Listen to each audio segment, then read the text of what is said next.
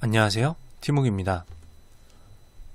이번에는 전자약에 대해서 알아보는 시간을 갖도록 하겠습니다. 전자약을 설명하기 앞서서 이제 기존에 우리가 알고 있는 의약품이라고 하는 걸 알아보면 먹는다든지 아니면 바르는 크림이라든지 또는 주사해서 우리 몸에 화학적 반응을 일으켜서 문제, 즉 몸의 문제는 뭘까요? 질병을 고치는 것을 기존의 의약품이라고 할 수 있습니다. 그래서 여기에는 기계나 기계 장비가 포함되어 있지가 않는데요. 전자약 같은 경우에는 약이지만 기기나 기계 장비를 포함해서 전자약이라고 부르는데요. 이 전자약 같은 경우에는 전기 자극을 활용해서 우리 몸의 특정한 문제를 해결하는데 사용될 수 있는 것입니다.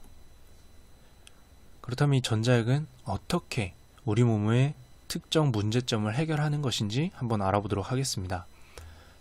우선은 우리 몸에 신경계가 있다는 것을 알아야 되는데요. 신경계는 이제 온몸에 퍼져 있고 정말 다양한 일들을 하고 있습니다. 예를 들어서 뇌가 우리 몸에 근육을 움직여서 운동을 하려고 할 때 근육 보고 운동을 해라라는 명령을 전달을 해야겠죠. 그럴 때는 신경계에 있는 신경세포가 전기신호를 화학신호나 전기신호를 주고받습니다. 그래서 전기신호를 통해서 우리 몸의 특정 근육을 움직여라 라는 명령을 내리게 되고요. 그러면 그 신호를 받은 근육은 신호에 따라서 운동을 하게 되겠죠.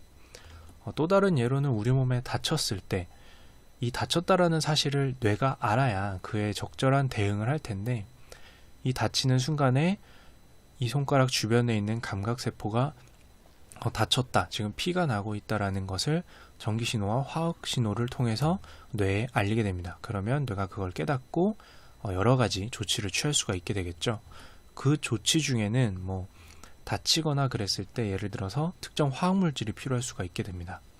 그러면 이 화학물질이 필요할 때는 화학물질이 필요해라는 신호가 아까 뇌에서 가면서 예를 들어서 이제 피를 먹게 하는데 필요한 것들을 보내라 라든지 또는 다쳐서 흥분 상태일 수가 있으니 진정하도록 만들어주는 호르몬, 화학물질의 일종이죠. 호르몬 같은 것을 분비하도록 신호를 주고받을 때 통하는 것이 바로 이 신경계입니다. 즉 신경계는 감각, 운동, 화학물질 조절 등 다양한 것들을 관장하고 있는데요. 이 신경계의 신경세포, 뉴런이라고 하는데 이거 같은 경우에는 정말 작습니다. 지금은 이제 저희 PPT를 위해서 눈에 보이는 크기로 해놨지만 너무너무 작기 때문에 현대의학으로는 수술이 불가합니다. 이게 무슨 뜻이냐? 수술이 불가하다라는 거는 문제가 발생해서 여러 가지 기관들이 원활하게 신호를 주고받아야 다양한 일들을 해결할 수가 있는데 그러지 못했을 때 발생하는 수많은 문제점들을 수술이나 이런 것들로 해결할 수가 없다라는 게 큰 문제라고 볼 수 있습니다. 이럴 때 바로 전자약이 신경계는 전기 자극, 전기 신호를 통해서 신호를 주고받는다고 했잖아요. 여기에 전자약이 인위적인 전기 자극을 통해서 이 문제를 해결하도록 만들어줍니다. 예를 들면 어떻게 되냐면 아까 예에서 신체의 마비가 신경세포가 마비가 돼서 특정 근육을 움직이지 못한다라고 보겠습니다. 팔이나 다리가 될 수 있겠죠. 이제 뇌가 이제 곧바로 신호를 주지 못하기 때문에 문제가 발생하는 건데 그럼 이 경우에는 뇌의 특정한 전기 신호를 이 전자약이 받아서 이 근육에다가 곧장 어떻게 움직여라 라는 전기 자극을 보내주는 겁니다. 즉 대신 전기 신호를 보내서 근육을 움직이도록 만들어주는 거죠.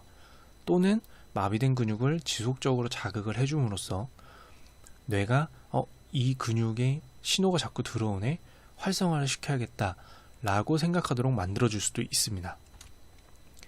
또는 반대의 상황도 있을 수 있어요. 다칠 때마다 남들보다 느끼는 통증이 너무너무나도 심각하게 느끼는 사람이 있을 수 있죠. 신경계가 좀 잘못되어 있었을 수도 있는 겁니다. 이때 전자약이 들어오는 통증 신호를 완화해주는 역할을 해줄 수도 있습니다. 그리고 아까 화학물질 분배 같은 경우에도 제대로 분비돼야 될 화학물질이 분비되지 않아서 문제가 발생할 수도 있겠죠. 이 경우에도 전자약이 역시 정밀하게 특정 신호를 보내거나 자극을 함으로써 특정 화학물질이 제대로 분배되거나 또는 덜 분배되도록 억제할 수도 있습니다. 이렇게 전자약은 수술이 불가능한 신경계의 문제를 해결해주는 역할을 하고 있는데요. 아까 얼른 말하면서 지나간 예 중에 마비된 신체를 뇌의 특정 신호를 받아들여서 직접 그 근육을 움직이도록 이렇게 연결해주는 전자약이 있다고 했는데, 이 같은 경우에는 뇌 컴퓨터 인터페이스라고 해서 활성화되고 연구되는 분야라고 합니다. 전자약을 요약을 해보면 인위적인 전기 자극을 통해서 신경계의 문제를 고치는 전자장치라고 볼 수 있습니다. 중요한 거는 자극을 주기 위해서 무슨 전기 쇼크를 주는 이런 게 아닙니다. 정밀하게 전기 자극을 특정 부위에만 또는 특정하게 만들어진 신호를 줌으로써 신경계, 너무 작아서 수술이 불가능한 신경계의 문제를 고치는 전자장치라고 보시면 됩니다.